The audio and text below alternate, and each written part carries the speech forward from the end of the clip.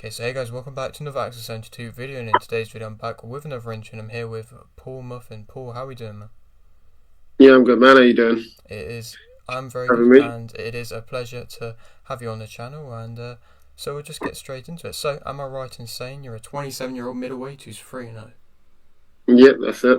Lovely stuff. Okay, we're going to start off with a question which I always like to start off with. Why did you start boxing?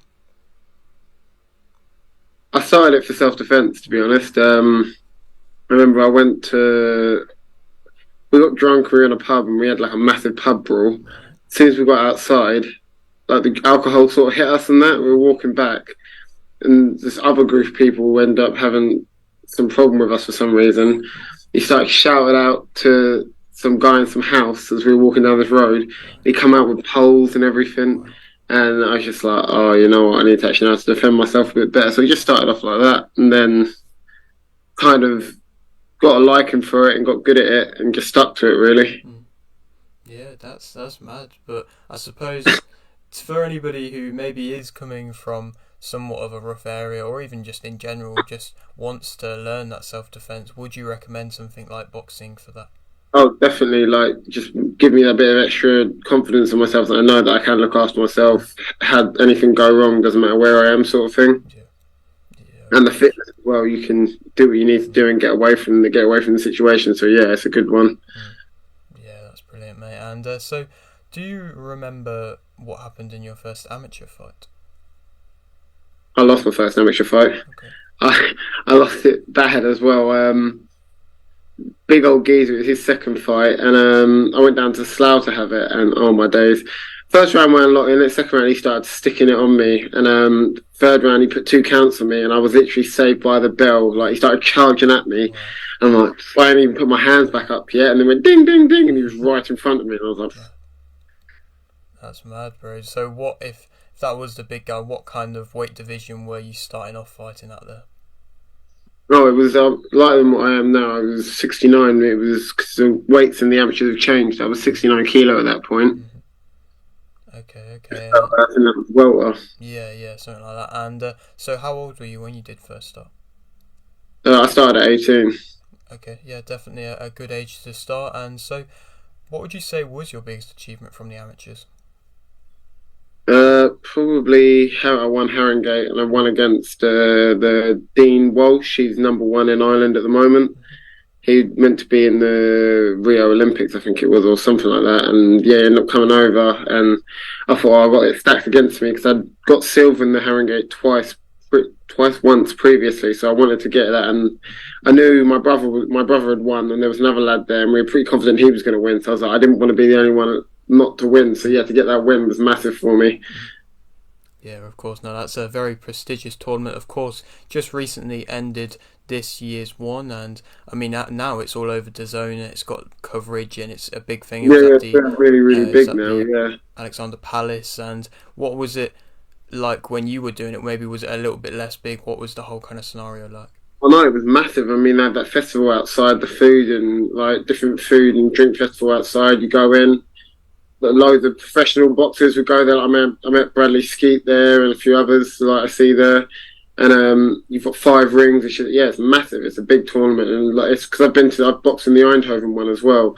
And I like that one, but I feel like the Harringate it feels bigger because there's more rings, there's more going on. But the Eindhoven one is very nice as well.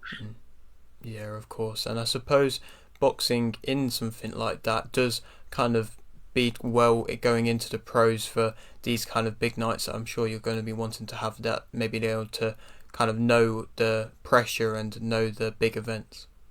Yeah, well, fighting 3 days on the trot is difficult. Like it's strenuous on the body, but I guess it's like doing them tournaments where you fight 2 or 3 times in one night. It's a lot on the body. So yeah, it's good to have that sort of experience behind me. Yes, of course. And so, how many amateur fights did you end up having? I had 45 and I won 30. Okay, that's a very good record. And I mean, of course, you've had a few now professional fights, but why did you end up turning professional when you did?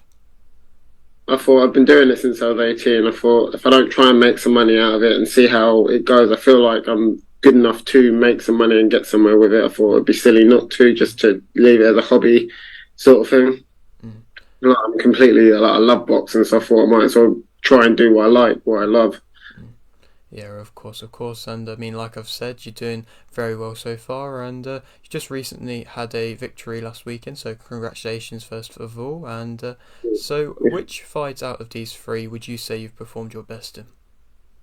I'd probably say this one was my best one. I Mm-hmm. started off strong and sharp. I thought I was going to get him out of there, but I think maybe back in my head I was just a bit nervous about blowing out, even though it hasn't been the case for any of my other ones. And I feel like I've been ticking over. I haven't really had a camp or anything. Mm-hmm. But like the last one, I got a call up the day before. This one, I got a call up the week before. They've just been ticking over really because those shows are quite good because you get paid on the day sort of thing. You don't have to sell any tickets or anything. Yeah.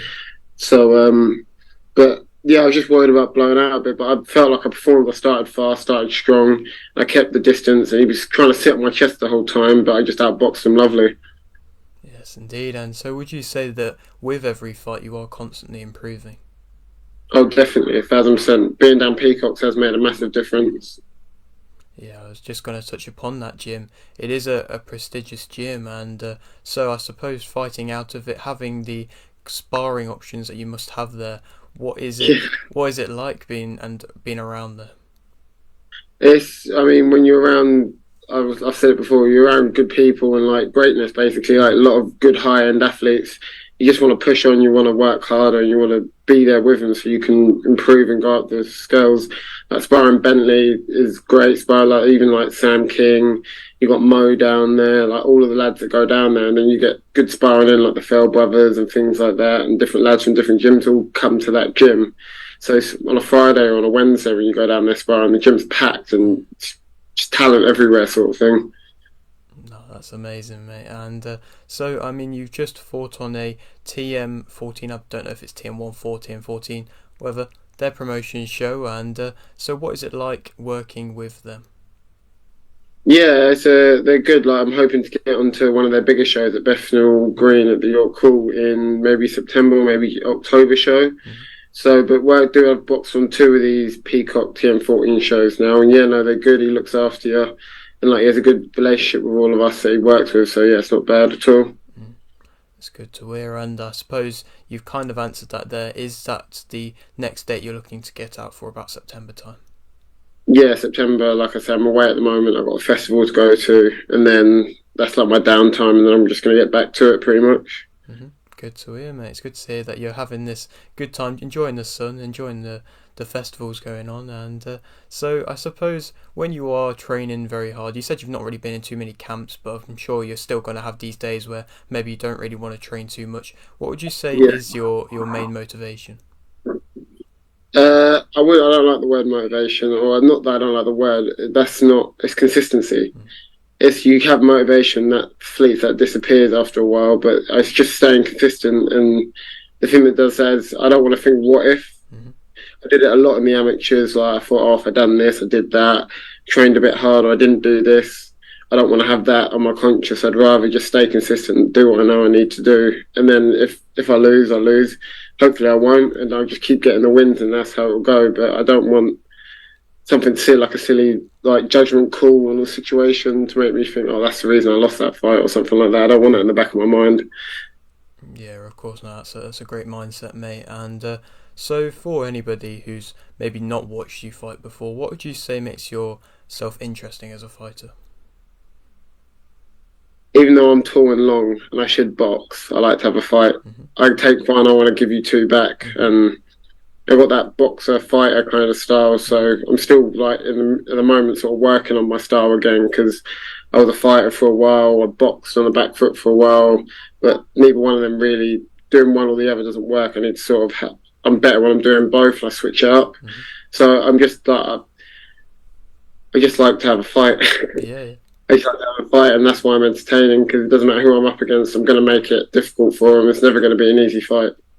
That's brilliant, mate. And so now you have had these couple of fights in the professional game. Would you say that you're now somewhat more settled in and maybe having less nerves when you go into fights and feeling a bit more comfortable? Yeah, like so for the last one, they told me my opponent he was a bit of a step up an opponent from what I had before, Mm-hmm. but still nothing that really I got worried for probably about half an hour, 45 minutes, and then I was like, cool, I've got to get my job done at the end of the day. It's like I'm looking at it like a job, and I want to get these people out there. Do you know what I mean? I want to get my name out there. So it's not about worrying about it. I think it's just about, do you know what I mean? I box enough anyway to know what the feelings are. You just got to push through that nerves feeling and get out there and get the job done. Of course. And I mean, like I mentioned, you're only just at the beginning of your career at the moment. And so how far do you believe you can go? I believe I can go all the way. Do you know what I mean? I believe I'm skilled enough to do it, and I'm in the right place to be able to get the right opportunities. So yeah, I can go all the way. Just the sky's the limit. Yeah, that's amazing, mate. And so are you going to be wanting to try and campaign for titles at middleweight, or is it any other weight you're looking at? I think I'm looking to go super welter. Mm-hmm. I think I can make 70 kilos. My last one was at 73, and I made that pretty comfortably. I wasn't really struggling, and I do my own meal prep and things like that. So I know what I'm putting into my body. I know how to sort of gauge the weight. It just might take me a little bit longer to make that weight, but yeah, making it shouldn't be a problem. Okay, that's interesting. And a question which I do often quite like to ask: if, like you mentioned, you want to go all this way, if you are having these big fight nights where you are main eventing and you are the main focus, where would be a dream arena or a venue for you to fight in? Flying over to America, to be honest. Yeah. Don't really mind what venue, to be fair, but like my name in lights over in Las Vegas or something, yeah, that'd be crazy. Yeah, of course, that'd be mad, mate. And so that's brilliant. I'll leave with this final question, which I always like to ask. You've got a little bit of a platform here. Would you like to shout anything out? I just want to shout out my sponsors because without them, I wouldn't be able to do what I do. So, Alma Harwich, Ferry Motors Limited, Harwich, Willow Health Clinic in Clacton, Chaos Boxing. They supply me all my boxing gear, and LW Fitness in Colchester. So I train out of, do my strength conditioning and stuff like that.